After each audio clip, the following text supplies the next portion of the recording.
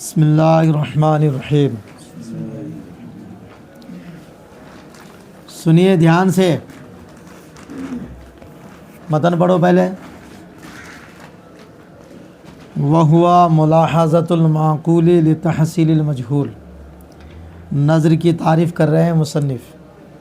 نظر کہتے ہیں معقول کو ملاحظہ کرنا ہے مجہول کو حاصل کرنے کے لیے۔ وَقَدْ يَقَعُ فِيهِ الْخَطَأُ، اور کبھی کبھار اس ملاحظہ کرنے میں غلطی واقع ہو جاتی ہے۔ شرح پڑھو۔ قولہ بالضرورت، مصنف جب یہ تقسیم کر رہے تھے کہ تصور اور تصدیق کی دو قسمیں ہیں، ضروری اور کسبی، تو اسی میں لایا تھا بالضرورت کی عبارت، وَيَقْتَسِمَانِ بِالضَّرُورَةِ۔ یہ بالضرورت کیوں لائے ہیں؟ تو شارح کہہ رہے ہیں کہ بالضرورت سے یہ اشارہ کرنا چاہتے ہیں کہ تصور و تصدیق کی جو تقسیم ضروری اور کسبی کی طرف ہے، یہ تقسیم بدی ہے۔ کیا ہے؟ بدی ہے۔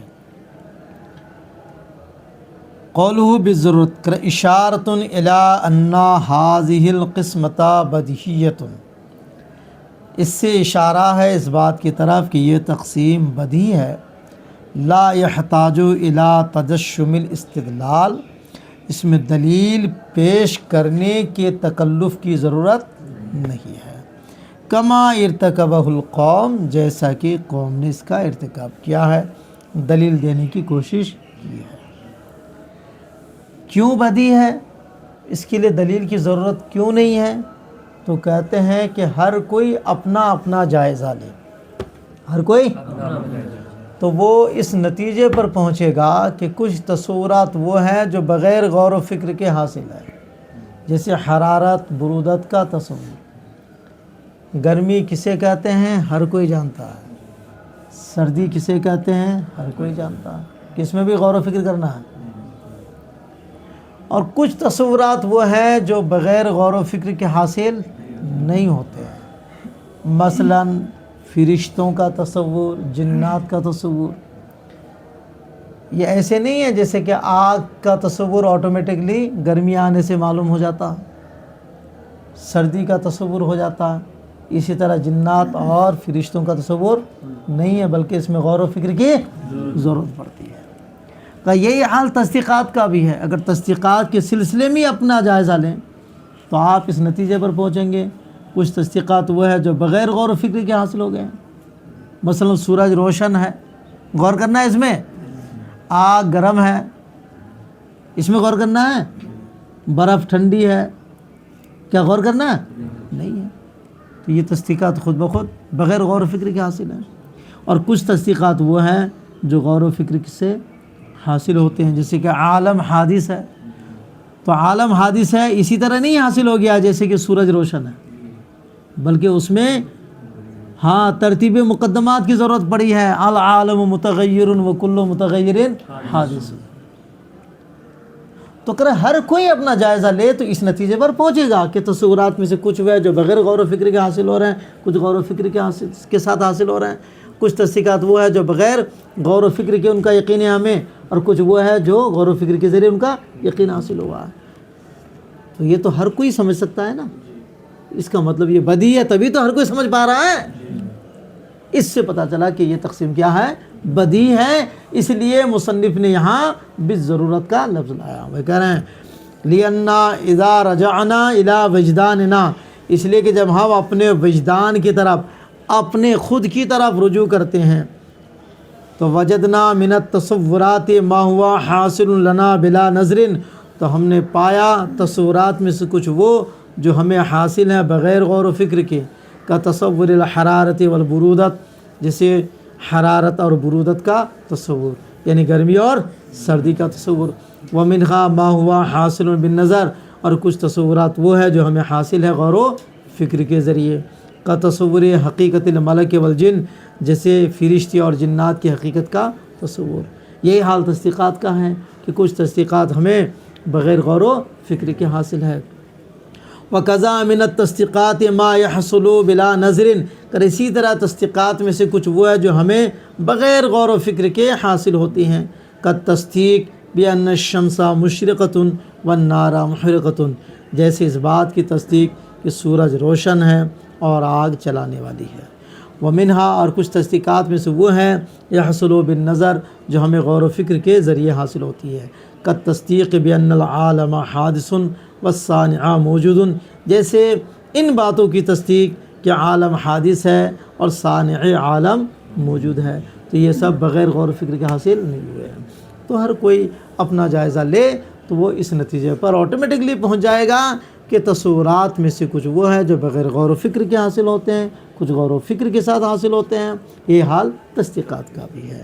اس لیے بتایا کہ جب یہ اپنی طرف رجوع کرنے سے ہر ایک کو یہ معلوم ہوتا ہے کہ یہ دو قسمیں ہیں، تو گویا کہ یہ تقسیم بدی ہے۔ ہر کوئی جس کو جانے اسی کو تو بدی کہتے ہیں۔ آگے دیکھو، وَهُوَ مُلَاحَظَةُ الْمَعْقُولِ، نظر کی تعریف میں انہوں نے کیا ملاحظۃ المعقول کا لفظ لایا، بلکہ لانا چاہیے تھا وَهُوَ مُلَاحَظَةُ الْمَعْلُوم، کیا لانا چاہیے تھا؟ لیکن معلوم کے لفظ کو چھوڑ کر انہوں نے معقول کا لفظ لایا، اس کی کیا وجہ ہے؟ تو شارح کہتے ہیں کہ اس میں کئی فائدے ہیں۔ اس میں کئی فائدے ہیں۔ پہلا فائدہ کہ یہ نظر کی تعریف کر رہے ہیں، کیا کر رہے ہیں؟ اور تعریفات میں الفاظ مشترکہ کا استعمال پسندیدہ نہیں ہے۔ کیوں نہیں ہے؟ اس لیے نہیں ہے کہ تعریف اس لیے کی جاتی ہے تاکہ معرف، یعنی جس کی آپ تعریف کر رہے ہو، تاکہ معرف تمام اغیار سے وہ کیا ہو جائے؟ ممتاز ہو جائے، باقی ہر ایک سے کیا ہو جائے؟ وہ ممتاز ہو جائے۔ یہ تعریف کا مقصد ہے۔ اب اگر تعریف میں مشترک لفظ آپ استعمال کریں گے تو جب معنی ہی نہیں فکس ہوگا تو مراد کہاں سے سمجھ میں آئے گی؟ جب مراد ہی نہیں سمجھ میں آئے گی تو تمام اغیار سے وہ ممتاز کیسے ہوگا؟ اس لیے تعریف میں لفظ مشترک کا استعمال پسندیدہ نہیں ہے، اور لفظ معلوم مشترک ہے۔ لفظ معلوم کیا ہے؟ چونکہ علم مشترک ہے نا، علم یا تو حصول و صورت الشیء یہ ہے، یا علم کا معنی و اعتقاد جازم ہے، اعتقاد جازم۔ تو علم کا معنی مشترک ہوا کہ نہیں ہوا؟ جب علم مشترک ہے تو معلوم بھی، سمجھ میں آ رہی ہے؟ تو معلوم کا لفظ تھا مشترک، اور مشترک لفظ کا استعمال تعریف میں پسندیدہ نہیں، اس لیے مصنف نے چاہا تعریف میں لفظ مشترک کے استعمال سے بچنا۔ کیا چاہو؟ ہاں، تعریف میں لفظ مشترک کے استعمال سے وہ بچنا چاہا، اس کے لیے انہوں نے معلوم کو ہٹا کے معقول کا لفظ لایا۔ ایک فائدہ یہ ہے۔ دوسرا فائدہ یہ ہے کہ معقول کا لفظ لا کے مصنف یہ بتانا چاہتے ہیں کہ یہ جو نظر و فکر ہیں یہ ہمیشہ انہی چیزوں میں جاری ہوتی ہے جو عقل میں آتی ہے، خارج میں نہیں، جو خالی عقل میں آتی ہے۔ عقل میں آنے والی چیز کون ہے؟ کلیات۔ کون ہے؟ کلیات۔ یہ معقولات ثانیہ میں سے ہیں، یعنی خالی عقل میں آنے والی چیز ہے، خارج میں ان کا وجود نہیں ہوتا۔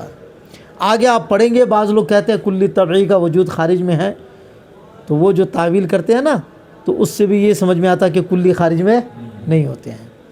سمجھ گئے؟ تو معقول کہہ کے یہ بتایا کہ نظر و فکر انہی چیزوں میں جاری ہوگی جو عقل میں خالی آتی ہیں، اور عقل میں کون آتی ہیں؟ کلی۔ اس کا مطلب یہ ہوا کہ نظر و فکر ہمیشہ کلیات میں جاری ہوتی ہے، جزیات میں نہیں، اس لیے کہ جزئی نہ تو کاسب ہے نہ تو مکتسب ہے۔ دوسرا فائدہ یہ ہے۔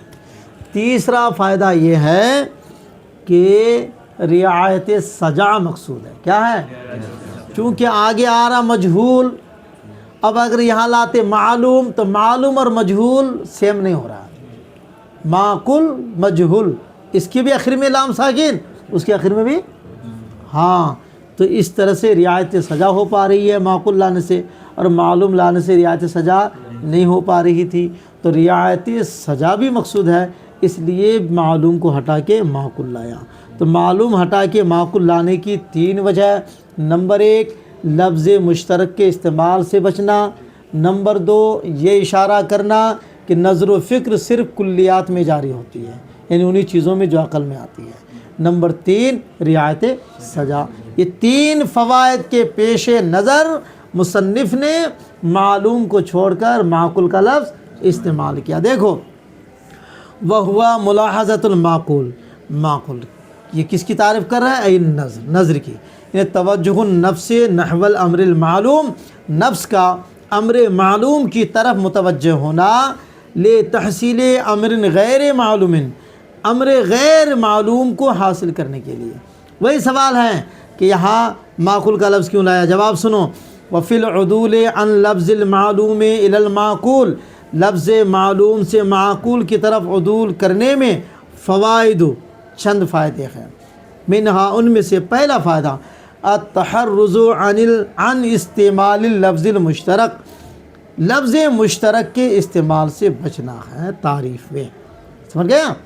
دوسرا فائدہ، التنبیہ علی ان الفکر انما یجری فی المعقولات ای الامور الکلیۃ الحاصلۃ فی العقل دون الامور الجزئیہ، یعنی انہی میں سے دوسرا فائدہ تنبیہ کرنا اس بات پر کہ فکر صرف معقولات میں یعنی امور کلیہ میں جاری ہوتی ہے جو عقل میں حاصل ہوتی ہے، دون الامور الجزئیہ، امور جزئیہ میں فکر جاری نہیں ہوتی ہے۔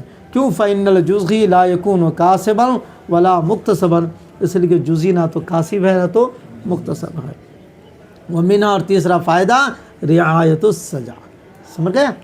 اب سنو، تو تصور و تصدیق میں سے ہر ایک حصہ ضرورت سے اور ایک حصہ اکتساب بن نظر سے لے کے ضروری اور کسبی بن جاتے ہیں۔ اکتساب بن نظر یعنی نظر کہتے کس کو ہیں؟ کا ملاحظات المعقول لتحصیل المجہول، تو یہ جو ملاحظہ کرنا ہے اس میں کبھی کبھار کیا ہوتی ہے؟ غلطی ہو جاتی ہے۔ غلطی اس پر شاہد بھی پیش کر رہے ہیں۔ مثلا ایک گروہ ہے جو نظر پیش کر رہا ہے، تو ان کی نظر و فکر انہیں اس بات کی طرف پہنچاتی ہے کہ عالم کیا قدیم ہے، کیا ہے، اور ایک گروہ جو ہے نظر و فکر پیش کرتا ہے تو وہ پہنچ جاتا ہے کہ عالم حادث ہے۔ تو ظاہر ہے قدیم کا مطلب جو ہمیشہ سے ہو، اور حادث کا مطلب ہے جو ہمیشہ سے نہ ہو، تو دونوں تو صحیح نہیں ہوگا نا۔ عالم یا تو ہمیشہ سے ہے یا ہمیشہ سے نہیں ہے، یہی ہوگا نا۔ ہمیشہ سے بھی ہو اور ہمیشہ سے نہ ہو، دونوں بات کیسے ہوگی ایسا نہیں ہو سکتا ہے۔ تو اس کا مطلب جو یہ دو گروپ آپس میں لڑ رہے ہیں، ایک گروہ کہہ رہا ہے کہ ہمیشہ سے ہے، ایک گروہ کہہ رہا ہے ہمیشہ سے نہیں ہے، تو دونوں تو صحیح نہیں ہوں گے۔ آٹومیٹکلی کنفرم طور پر کوئی غلط ہے، تو دونوں تو نظر فکر پیش کر رہے ہیں، یہ بھی نظر پیش کر رہا ہے، وہ بھی، یہ بھی معقولات کو ملاحظہ کیا، یہ بھی ملاحظہ کیا، مگر نتیجہ الگ الگ آیا۔ اس کا مطلب دونوں میں سے کسی کی نظر میں غلطی ہے۔ اس سے پتہ چلتا ہے کہ نظر میں غلطی ہوتی ہے، تبھی تو ہوئی غلطی ادھر، اس سے پتہ چلتا ہے کہ نظر میں غلطی ہوتی ہے۔ اور جب نظر میں غلطی ہوتی ہے تو پھر وہ نظر پر بھروسہ کیسے کریں گے؟ نظر پر بھروسہ بھائی، جو آدمی عام طور پر غلطی کرتا ہے، جھوٹ بولتے رہتا ہے، کبھی کبھار سچ بولتا ہے، تو آپ ان پر بھروسہ کریں گے؟ پتہ نہیں، یہ جھوٹ بولتے رہتا ہے، یہ بھی بات جھوٹ ہو سکتی ہے۔ جیسے کہ تورات و انجیل پر اب بھروسہ آپ نہیں کر سکتے ہیں۔ جو تورات ابھی موجود ہے، جو انجیل ابھی موجود ہے، اس پر آپ بھروسہ نہیں کر سکتے ہیں۔ کیوں نہیں کر سکتے ہیں؟ چونکہ اس تورات و انجیل کے جو ماننے والی قوم تھی، انہوں نے تحریف کر ڈالی۔ کیا کر ڈالی؟ تو اب اس میں جو لکھی ہوئی بات ہے اس کے بارے میں آپ کنفرم طور پر کیسے کہیں گے کہ یہ وہی بات ہے جو آسمان سے نازل ہوئی تھی؟ کیونکہ ان لوگوں نے بہت ساری جگہوں میں چینجنگ کر ڈالی ہے، تو ہو سکے یہ وہی چینج والی بات ہو، اور کنفرم طور پر رد بھی نہیں کر سکتے آپ، رد بھی ممکن ہے کہ وہ آسمانی بات ہو، اس لیے اس سلسلے میں خاموشی اختیار کرتے ہیں۔ تو وہاں شبہ ہے نا کہ یہ گڑبڑ کیے ہیں، اس لیے ہم یقین نہیں کر سکتے ہیں۔ تو جب اسی طرح نظروں میں غلطی ہوتے رہے گی، خطا ہوتے رہے گی، تو کوئی نظر قابل بھروسہ رہے گا؟ اس لیے ضرورت پڑی کہ نظر خطاؤں سے پاک رہے۔ کیا رہے؟ خطاؤں سے پاک رہیں، تاکہ یہ نظر و فکر کیا قابل بھروسہ ہو سکے، اس پر اعتماد کیا جا سکے۔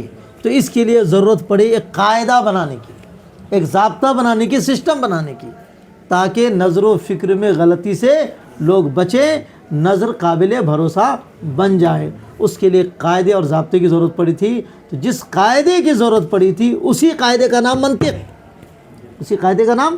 تو پتہ چلا منطق کی ضرورت کیوں پڑی ہے؟ نظر و فکر میں غلطی سے محفوظ رہنے کے لیے۔ اگر کوئی بندہ منطق پڑھے گا اور ان کے قوانین کی رعایت کرے گا تو پھر یہ رعایت انہیں نظر و فکر میں غلطی کرنے سے بچائے گی۔ سمجھ گیا؟ دیکھ، فی الخطا بدلیل، خطا واقع ہوتی ہے، خطا پر دلیل کیا ہے؟ وہی کہ کوئی کہہ رہا عالم قدیم ہے، کوئی کہہ رہا کہ عالم حادث ہے، دونوں نے نظر پیش کی ہے، تو دونوں بات صحیح نہیں ہوگی نا۔ تو قدیم کا معنی ہمیشہ سے ہے، تو ایک گروپ کیا جا رہا ہے کہ عالم ہمیشہ سے ہے، ایک گروپ کہہ رہا ہمیشہ سے نہیں ہے۔ ایک ہی چیز ہمیشہ سے بھی ہو اور ہمیشہ سے نہ ہو، یہ ہوگا؟ ایک ہی صحیح ہوگی۔ اس سے پتہ چلتا ہے کہ یہاں کوئی غلطی ہے، غلطی واقع ہوتی ہے، اس کی یہ دلیل ہے۔ سنو اس دلیل سے کہ ان الفکر قد ینتہی الی نتیجۃ کحدوث العالم، کہ فکر کبھی کبھار پہنچ جاتی ہے ایک نتیجے کی طرف، جیسے عالم کا حادث ہونا، وقد ینتہی الی نقیضہا، اور کبھی اس کے نقیض کی طرف، جیسے عالم کا قدیم ہونا ہے نا۔ تو دونوں فکر صحیح تو نہیں ہوگی نا۔ تو فاحد الفکرین خطأ حینئذ لا محالہ، تو دونوں فکروں میں سے کوئی ایک اس وقت غلط ہے یقینی طور پر۔ لا محالہ ہے، لا محالہ نہیں ہے۔ لا محالہ تو ممکن کہتے ہیں، لا محالہ کا لا بدہ کے معنی میں ہے۔ لا محالہ کس معنی میں ہے؟ لا بدہ کے معنی میں۔ وَإِلَّا لَزِمَ اجتماع النقیضین، اور اگر کوئی غلط نہ ہو تو اجتماع نقیضین ہو جائے گا، یعنی عالم ہمیشہ سے بھی ہے اور ہمیشہ سے نہیں ہے، یہ تو اجتماع نقیضین ہے، ورنہ لازم آئے گا اجتماع نقیضین۔ تو فلا بدہ، تو اب جب غلطی ہوتی ہے تو غلطی سے بچنا ہوگا نا، نہیں بچے گا تو پھر نظر پر بھروسہ کون کرے گا؟ کہے گا یہ سب غلط ہوتے رہتا، چھوڑو، کوئی نہیں مانیں گے اس کی۔ اس لیے نا محدثین نے ان لوگوں کی روایت کو جو ہے ضعیف قرار دیا کہ کبھی کبھار بھولتے تھے وہ۔ ایک بار بھی بھولنا ثابت ہو گیا تو ایک بار جو بھول گیا تو ہمیشہ بھولے گا؟ ارے آج تو تقریباً لوگ ویسے ہی ہے، آج کل تو تقریباً لوگ ویسے ہی ہے کہ کہیں نہ کہیں بھول چک ہو ہی جاتی ہے۔ تو احتیاطاً انہوں نے کہا کہ بھئی جو بھولتے تھے یہ تو ممکن ہے یہ بات بھی بھول سے کہتی ہو، یعنی چونکہ غلطی جہاں ہوتی ہے اس پر سے بھروسہ تقریباً اٹھ جاتا ہے۔ تو اگر نظر میں غلطی ہوتی رہے گی تو بھروسہ کیسے ہوگا؟ اس لیے غلطی سے پاک کرنے کے لیے، اے سن رہا تو کبھی ادھر دیکھ رہا کبھی ادھر دیکھ رہا، ماریں گے پکڑ کے، دھیان سے سن۔ تو اس کے لیے ضرورت پڑی کہ قاعدہ بنایا جائے تاکہ یہ غلطیاں نہ رہے۔ فلا بدہ من قاعدۃ کلیۃ، تو ضرورت ہے، ضروری ہے اس کے لیے قاعدہ کلیہ کا ہونا کہ لو رعیت، اگر ان قواعد کی رعایت کی جائے، لم یقع الخطأ فی الفکر، تو فکر میں غلطی واقع نہیں ہوگی۔ اور یہ قاعدہ ہے کیا؟ وہی المنطق۔ فقط ثبت احتیاج الناس الی المنطق فی العصمہ عن الخطا فی الفکر بثلاث مقدمات۔ تو گویا کہ اب تین باتیں ہو گئی۔ پہلی بات یہ ہے کہ علم کی دو قسمیں ہیں، تصور اور تصدیق، ٹھیک ہے؟ اور دوسرا یہ ہے کہ تصور و تصدیق یا تو بغیر غور و فکر کے حاصل ہے یا غور و فکر کے، اور غور و فکر کے ذریعے جو حاصل ہوگا تو غور و فکر میں غلطی ہوتی ہے، اس کا مطلب منطق کی ضرورت۔ یہ تینوں باتیں جب سامنے رکھتے ہیں تو منطق کی ضرورت ثابت ہو جاتی ہے۔ تو وہ کہہ رہے فقط ثبت احتیاج الناس الی المنطق، تو ثابت ہو گیا لوگوں کا منطق کا محتاج ہونا، فی العصمۃ عن الخطا فی الفکر، خطا فی الفکر سے بچنے کے معاملے میں، بے ثلاث مقدمات، تین مقدمات کے ذریعے۔ پہلا مقدمہ یہ کہ علم کی دو قسم ہے، تصور و تصدیق۔ دوسرا مقدمہ ہے، دوسری بات کیا ثابت ہوئی کہ تصور و تصدیق میں سے ہر ایک کی دو قسمیں ہیں، بغیر غور و فکر کے حاصل ہونے والے اور غور و فکر کے، اور غور و فکر میں غلطی حاصل ہوئی، یہ تیسرا مقدمہ ہے۔ الاولیٰ، پہلا مقدمہ یہ کہ ان العلم اما تصور و تصدیق، علم کی دو قسم ہیں، یا تو تصور ہوگا یا تصدیق۔ دوسرا مقدمہ یہ ہے کہ ان کل منہما اما یحصل بلا نظر او یحصل بالنظر، کہ تصور و تصدیق میں سے ہر ایک یا تو بغیر نظر و فکر کے حاصل ہوں گے یا نظر و فکر کے ساتھ۔ تیسرا مقدمہ یہ ہے کہ نظر میں غلطی واقع ہوتی ہے۔ تو فہذی المقدمات الثلاث تفید، ان تینوں مقدمات سے یہ فائدہ ہو رہا ہے، یہ سمجھ میں آ رہا ہے کہ لوگ خطا فی الفکر سے بچنے کے لیے منطق کے محتاج ہیں۔ کریں یہ تینوں مقدمات اس بات تفید و احتیاج الناس فی التحرز عن الخطا فی الفکر، تینوں مقدمات اس بات کے افادہ کر رہے ہیں کہ لوگ خطا فی الفکر سے بچنے میں ایک قانون کے محتاج ہیں، اور وہ قانون کیا ہے؟ کہ وذالک هو المنطق، اور وہ قانون منطق ہے۔ اسی سے منطق کی تعریف بھی معلوم ہوگی۔ کیا تعریف؟ کہ منطق وہ قانون ہے کہ جس کی رعایت ذہن کو خطا فی الفکر سے بچاتی ہے۔ وقد علم من هذا تعریف المنطق ایضاً، اور اسی سے منطق کی تعریف بھی معلوم ہو گئی۔ کیا تعریف؟ کہ بأنہ قانون یعصم مراعاتہ الذہن عن الخطا فی الفکر، کہ یہ منطق وہ قانون ہے جس کی رعایت ذہن کو بچاتی ہے خطا فی الفکر سے۔ یہاں دو چیز معلوم ہوئی، بتایا تھا نا مقدمہ میں تین چیز بیان کیے جائیں گے۔ کیا؟ منطق کی تعریفی رسمی، منطق کی ضرورت اور اس کا موضوع۔ تعریف بھی معلوم ہو گئی اور ضرورت بھی معلوم ہو گئی کہ خطا فی الفکر سے بچنے کے لیے منطق کی ضرورت ہے۔ رہ گیا معاملہ موضوع کا، ہے نا؟ تو وہ کہہ رہے ہیں کہ فہا ہنا علماء امران من الامور الثلاث التی وضعت المقدمات لبیانہا، کہ وہ تین چیزیں جن کے بیان کے لیے مقدمہ کو وضع کیا گیا تھا، ان میں سے دو امر یہاں معلوم ہو گئے۔ بقی الکلام فی الامر الثالث، باقی رہی گفتگو تیسرے معاملے کی۔ وہ کیا ہے؟ وہ یہ کہ منطق کا موضوع کیا ہے۔ وہوا تحقیق کہ انا موضوع علم المنطق ماذا، یعنی وہ اس بات کی تحقیق کہ منطق کا موضوع کیا ہے، یہ باقی رہ گئی۔ سمجھ گئے؟ تو اس کی طرف اشارہ کیا تھا اوپر انہوں نے، وہ موضوع سے۔ خلاصہ کلام یہ ہے کہ نظر و فکر میں غلطی ہوتی ہے، تو غلطی سے بچنے کے لیے ایک قانون کی ضرورت تھی، اس قانون کا نام منطق ہے، اس لیے کہ اگر منطق کی رعایت کریں گے تو آپ کا ذہن فکر میں غلطی کرنے سے بچ جائے گا۔ تو گویا کہ یہ تین باتیں، علم کی دو قسمیں ہیں، تصور و تصدیق۔ پھر ان تصور و تصدیق میں سے کچھ وہ ہے جو بغیر غور و فکر کے حاصل ہوتے ہیں، کچھ غور و فکر کے۔ جب غور و فکر کے ذریعے حاصل کرنے جاتے ہیں تو اس میں غلطی ہو جاتی ہے، تو پتہ چلا، اور غلطی سے بچنے کے لیے منطق کی ضرورت پڑی۔ تو یہ تینوں چیزیں جب سامنے آتی ہے تو اس سے یہ سمجھ میں آتا ہے کہ لوگ غلطی سے بچنے کے لیے منطق کا محتاج ہے۔ سمجھ گیا؟ بس